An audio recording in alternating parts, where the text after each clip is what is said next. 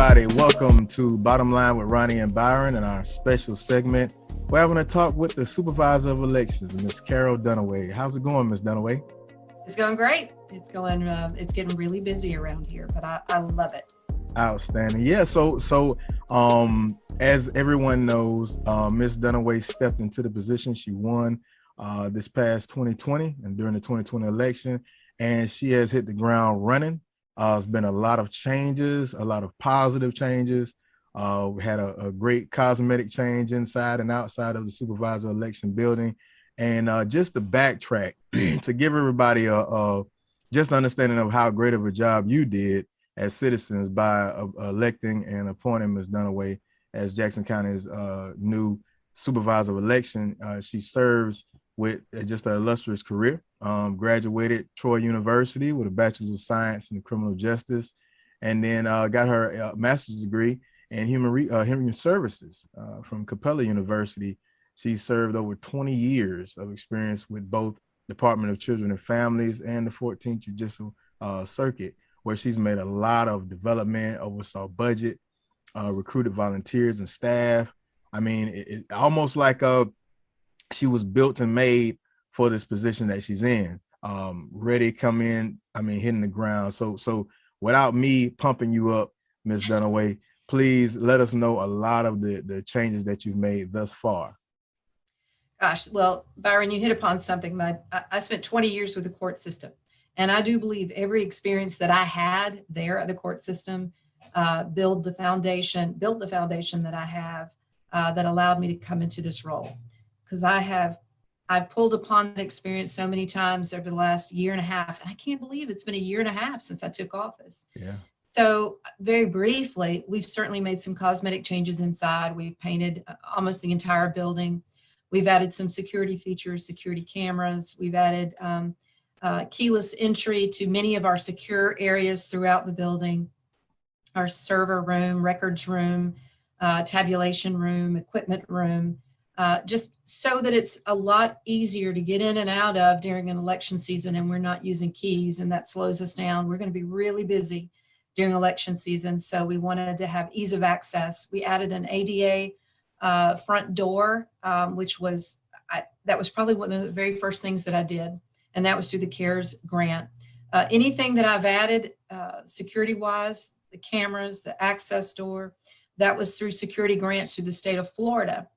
So, and we just recently got another one that I am working on finishing out our cameras for the entire building and some other things. But so we've upgraded our technology, we've upgraded our security, we've put some paint on things and made things prettier. And, we'll continue to do that as the funds are available. We want to make this a very user-friendly experience for the voters of Jackson County. We want to make it nice for them. That's outstanding. I mean, so much has been talked about in the national media and state media as well about, the election process, making sure that it's fair. And I'm a strong belief that if we handle things at the local and state level, we won't have to worry about that. And I will say, you're creating not just a new and a very structured and strong points that you're making, a methodical operations that you're making. You're also creating a very, what I like is very good, strong continuity of operations. That's something those of us in the military that we thrive upon because we hate coming in positions and there's no continuity. You basically starting from scratch. And you have to reestablish relationships. You have to reestablish policies and procedures. And so, for just a quick second, can you talk about what are the changes? So, and inform the people about the vote by mail process. What are the changes that are happening with it, and how can our people, i.e., the people of Jackson County, be secure in knowing that the supervisor election is making sure things are going as straightforward and as great as possible? Sure. I am completely about transparency in what I say and what I do. I invite anyone, any voter to come down, and I'll give them a tour of our building and show them each of the processes that we do. You know, you've been here, we've gone through, there's been several people that have come through lately that I've given a tour and show them every room and what we do in those rooms and how we're trying to make it as transparent as we possibly can, still keeping in mind the security protocols that we have to keep in place. You ask about vote by mail. So last year there was a change in the law. It was Senate Bill 90. And that law changed to require the voter now to have on file in their voter record the last four of their social security number or their Florida driver's license number or Florida ID number. They don't have to have both, but one or the other needs to be on file if they potentially in the future could request a vote by mail ballot. We have to have a way of identifying who we are speaking with over the phone. And so the state of Florida and the legislature made that decision that those were the two identifying pieces of information that we could rely upon. So when this bill changed, we sent over 2,000 pieces of mail out to voters who we knew didn't have that information on file. And we received a good response, not a fantastic one, but a good response. And we've recently, I think probably a week ago, sent out about 650, maybe 700 cards, trying to follow up on that process, make sure everybody's ready to go before the election process. Because there may be voters that say, I vote in person. I vote early, I vote in person. I'm never going to vote by mail. That's fine until you need to vote by mail.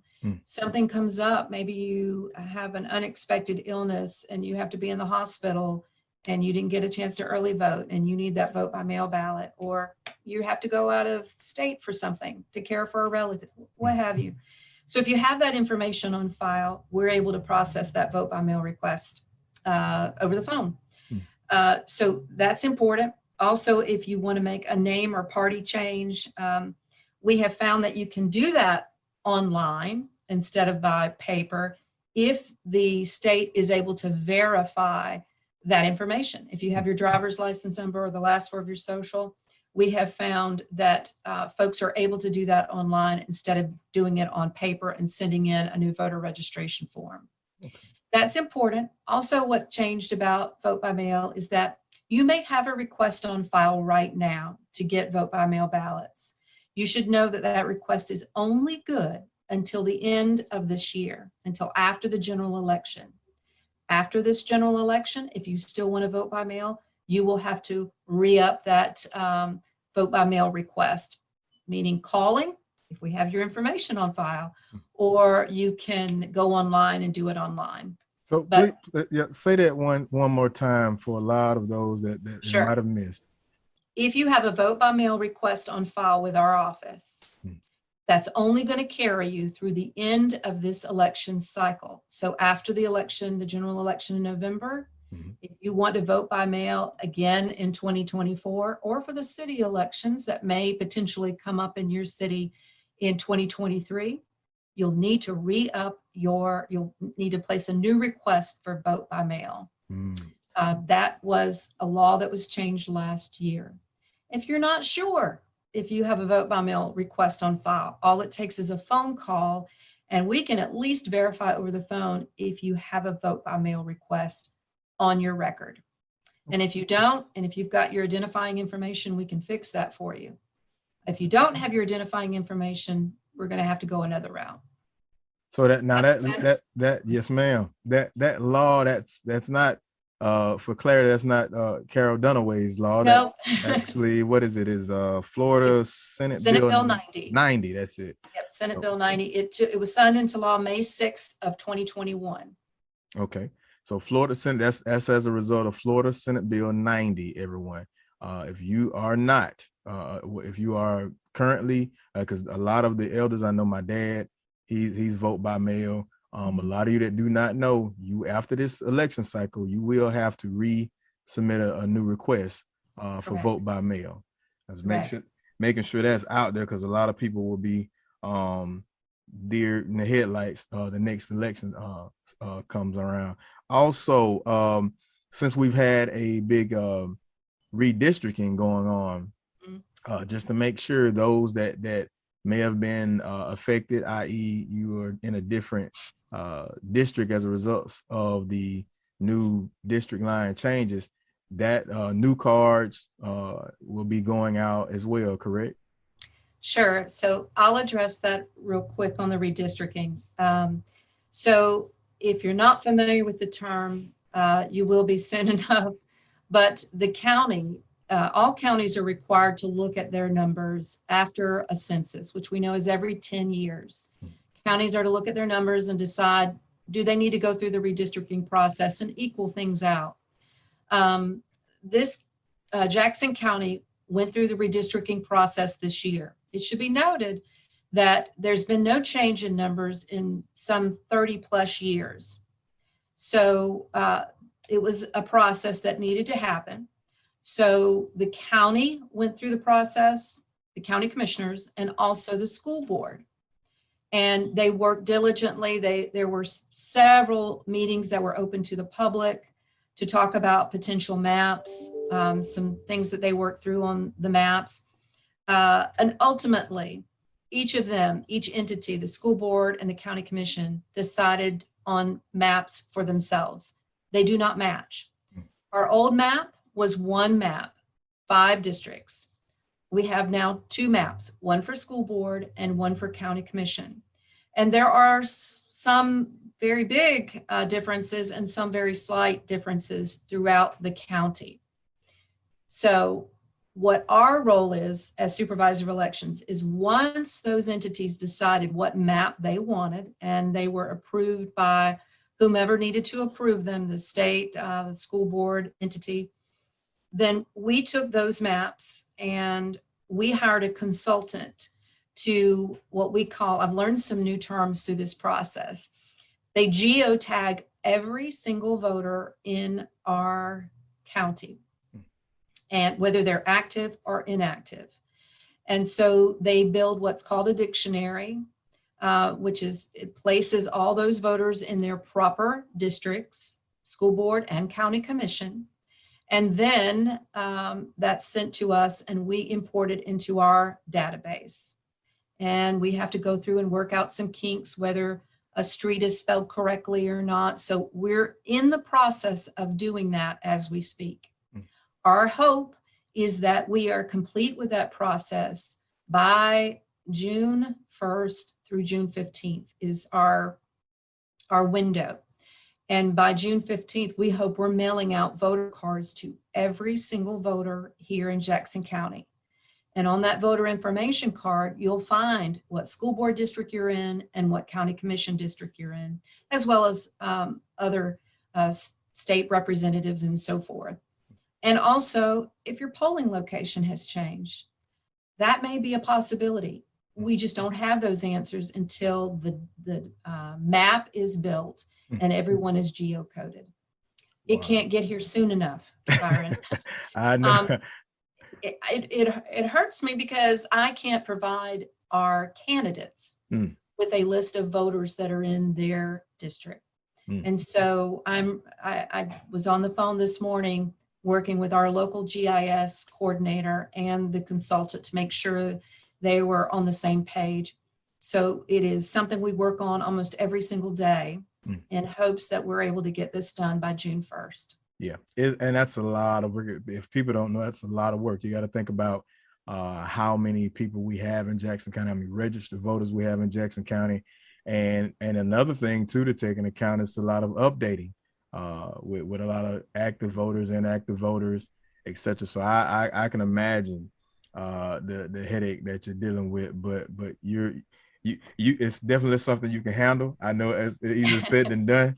But tell us about the website. I mean, I know you've had changes. You revamped the poll working training. Have you actually had a candidate university program, which is cool. Yeah, we did have a candidate university earlier this year, and it was very well attended, and it's suited for the candidates to talk about the rules that they have to follow. We even had the Department of Transportation, Mr. Robbie Collins, come over and talk to them about signage, because that's a big thing with candidates, is making sure They put their signs in the right spot so they don't lose them. But we had a candidate university at the beginning of the year. We've certainly had candidates that have come in after that. So I've shared the PowerPoint with them and we have one-on-one sit downs with them. Candidate University was new and different. If I go to the website, there is near the top of the website is a yellow bar that has our daily numbers, and they're updated every 24 hours showing the number of active registered voters that we have.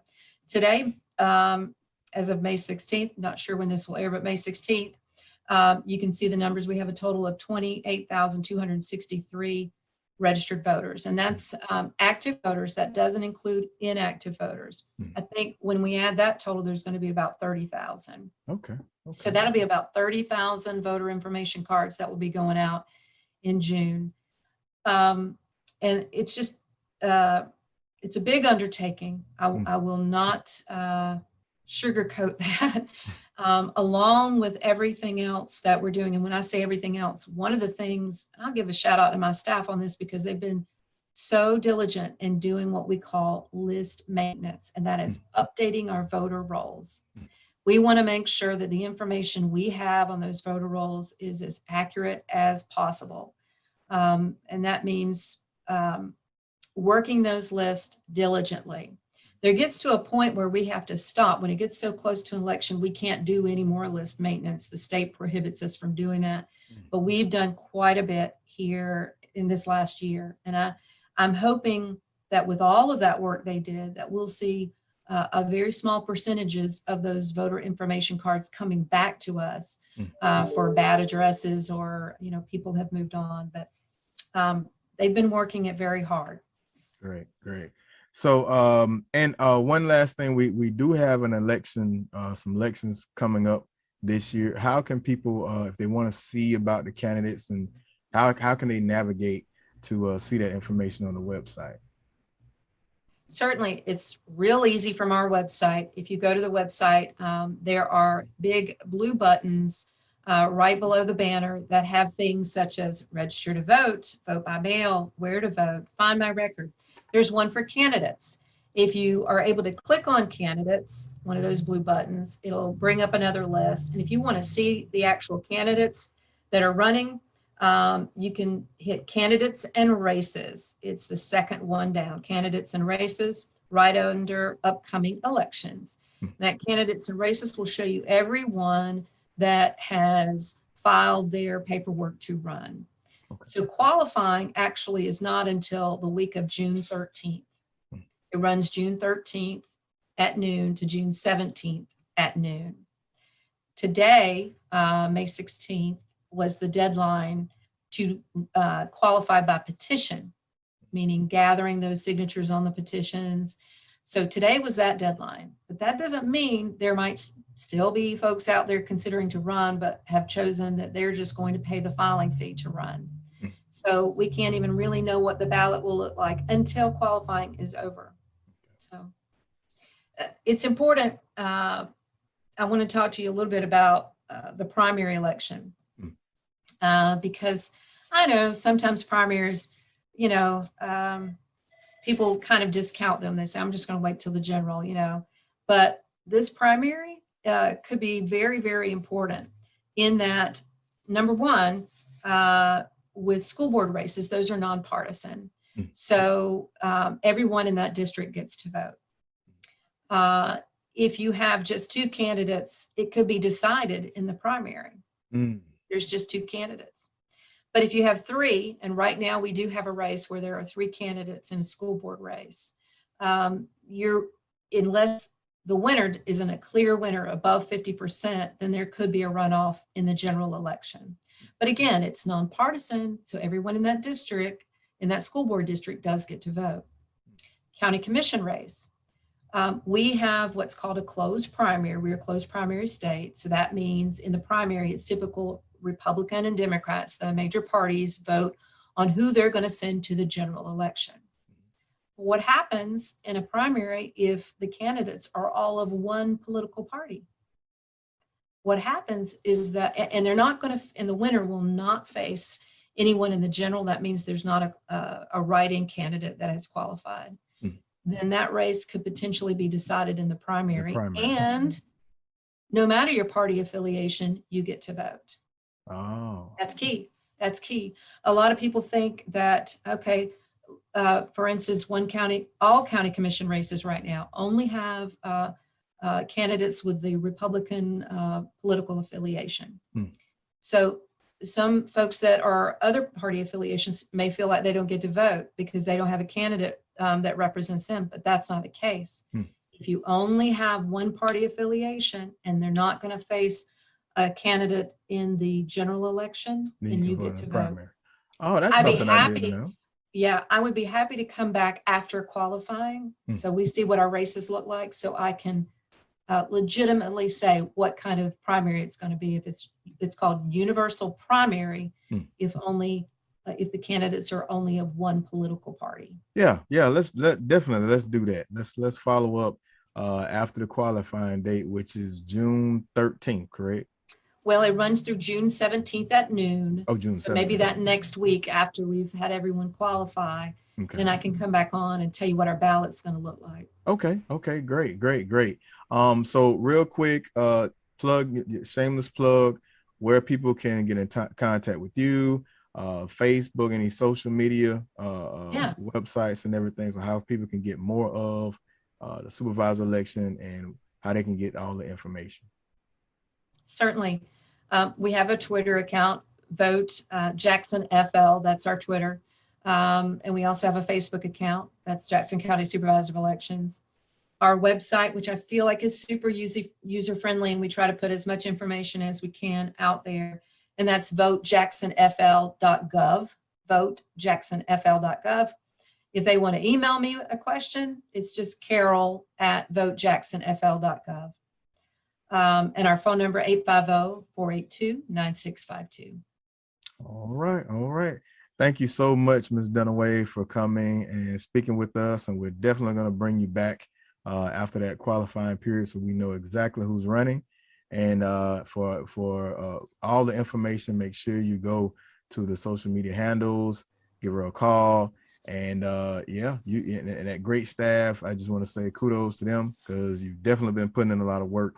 And great job well done. So thank you for showing up. Do you mind if I say one more thing? Go ahead. It's real important about vote by mail and our website. You can track your ballot.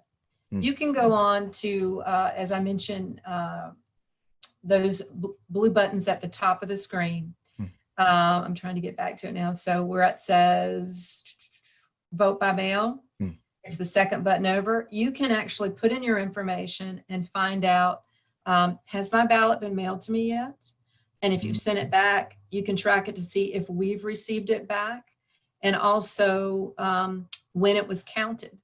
So because there is a barcode on the envelope that goes specifically to the voter, and it's not on the ballot, it's on the envelope. And so you can track your ballot to show where it's at in the process through our website. So I just want everyone to know that.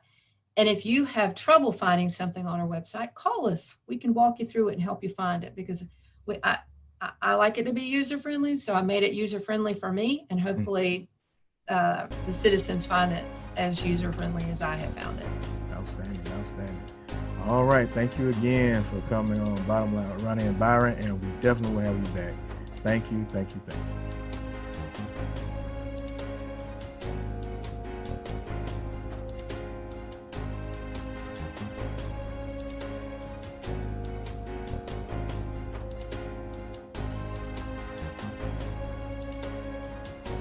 Well, the time has come for the third annual Two-Egg Emancipation Day Festival. The Great American Parade will be held Saturday, June the 11th, and the Great American Cook-Off will be held Sunday, June 12th, at the Farms at Two-Egg, located on 4382 Wintergreen Road, Greenwood, Florida. For more information, call us at 850-693-7059. This event is sponsored by the Jackson County Tourist Development Council, the Jackson County Students Working Against Tobacco, and Two-Egg TV.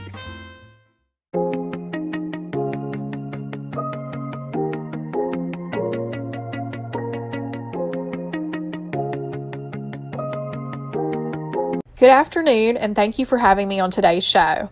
Myself and Zach Gilmore attended the Florida Economic Development Council's annual meeting and conference in St. Petersburg earlier this week.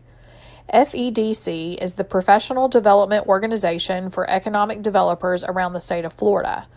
We participated in sessions focused on developing a state-level talent attraction campaign, as well as leveraging federal and state funding for priority projects. During the Innovation in Marketing Awards Luncheon, our friends at Opportunity Florida were recognized and received a Marketing and PR Award for their recent video titled Opportunity is Here. The video features several shots provided by Jackson EDC, as well as footage from Megan Bassford with Main Street Mariana. As the conference progressed, we spent time with our partners from around Northwest Florida, participating in an interactive session on how we define success as a region and what barriers we face when competing for workforce. It was of no surprise to our group that affordable housing was the number one answer. A couple of really educational breakout groups with Duke Energy and Florida Power and Light introduced us to tools that are available at no cost to Jackson County, such as site readiness and in-plan data. It is always a pleasure to work with the economic development teams at both Duke and FPL. They go above and beyond to make sure that we have the latest and greatest tools to do our job. We also participated in a breakout with the Able Trust. The Able Trust is a leader in providing opportunities for successful employment for Floridians with disabilities. As we know in Jackson County, citizens with disabilities are an untapped resource for employers. This continues to be an area of focus when addressing workforce shortages, and we are already seeing success with the recent graduates from Next Step at Endeavor Academy. The evening ended with a dinner and update from Acting Secretary of Commerce Mark Adler, as well as the team from Enterprise Florida. It was a great event full of education and networking, but we are both glad to be back home in Jackson County.